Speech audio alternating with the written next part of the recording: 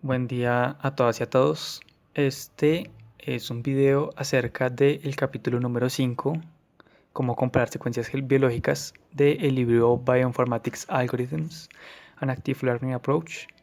Este libro lo podemos encontrar en la página que está mostrada acá abajo, Bioinformatics Algorithms. Y bueno, para entrar un poquito más en detalle sobre el libro, pues el libro es muy dinámico. De hecho, es súper amistoso para enseñar bioinformática, ya sea que uno tenga formación como biólogo o en ciencias de la computación. Pues es muy introductorio realmente. Sin embargo, pues es muy bueno tener desde de antemano conocimientos de manejo de Python o podría ser R o bueno, en general otros lenguajes de programación, ya que pues este aborda muchos algoritmos y bueno, muchos de esos algoritmos tienen que ser ejecutados computacionalmente. Entonces, bueno, para quien esté interesado en mayor información, pues aquí abajo encontramos nuevamente el link de la página principal y en el segundo link que encontramos abajo es el link acerca de los videos, digamos que son, si son videos explicando los capítulos, este es solo el quinto capítulo. Para entrar en contexto, eh,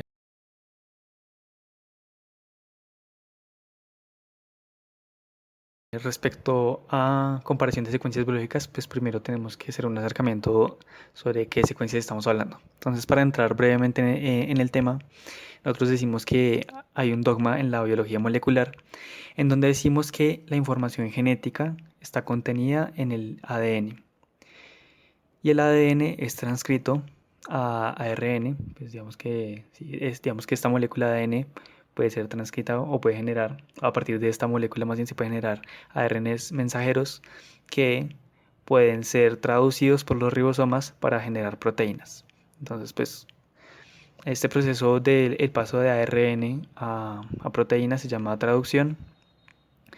Y bueno, como lo encontramos acá, estos son los aminoácidos, los que están, bueno, como en color amarillo verde. Son los aminoácidos, las cadenas de aminoácidos que son sintetizadas a partir del ARN. Y cuando estas pasan por el folding, por el enrollamiento, pues pueden generar una proteína que ya es funcional, entonces puede tener diferentes funciones. Dependiendo de la cadena inicial de ADN y bueno, los procesos ahí como intrínsecos. Digamos que normalmente uno piensa que todas las proteínas son generadas a partir del dogma que estamos hablando, como esa secuencia ADN, ARN, proteínas. Sin embargo, pues se descubrió, y eso fue gracias a Mohamed Marahil, que fue que descubrió y escribió que habían proteínas que tenían la capacidad de sintetizar péptidos. Entonces resulta que estas proteínas fueron nombradas por Marahil como peptidasa de péptidos no ribosomales o por sus siglas en inglés NRPS. Entonces estas proteínas tienen una cantidad de módulos que pueden variar más o menos entre 7 a 10. El caso es que son proteínas que pueden estar organizadas por una cantidad diferente de módulos y pues se sabe que estas tienen la capacidad de sintetizar algunos antibióticos, bueno, sideróforos. Estos son algunos de los ejemplos de icoplanina, valjimicina o quistamicina. Entonces, en este caso, nosotros estamos viendo en RPS que tienen en total 7 módulos. Entonces, pues aquí los vemos enumerados desde el módulo 1 hasta el número 7 para cada una. Sin embargo, cada una de estas proteínas está generando antibióticos diferentes. Bueno, está generando en general moléculas diferentes.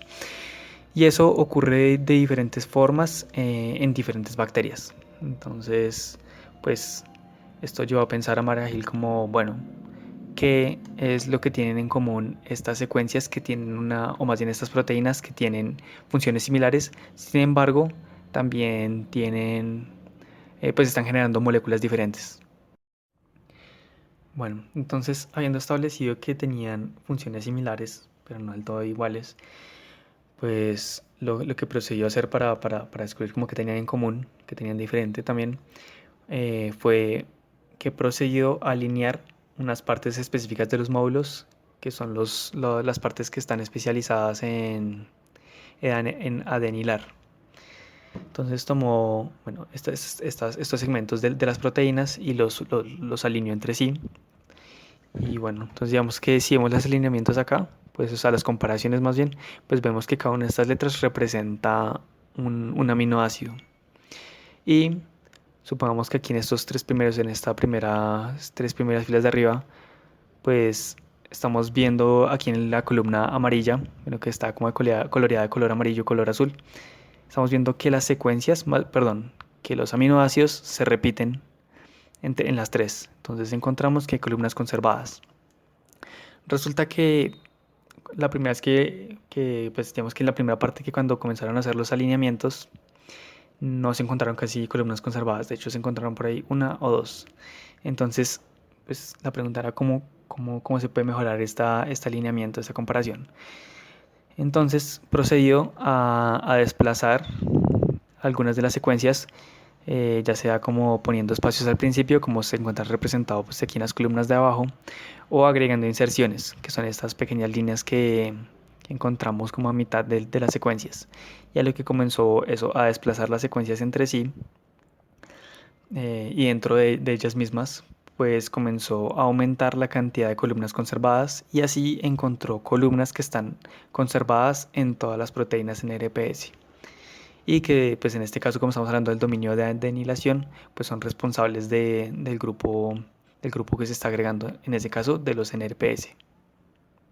Este es un primer ejemplo de comparación de secuencias biológicas donde estamos comparando proteínas NRPS entre sí. Y también otro ejemplo que encontramos pues es la búsqueda del gen de fibrosis quística.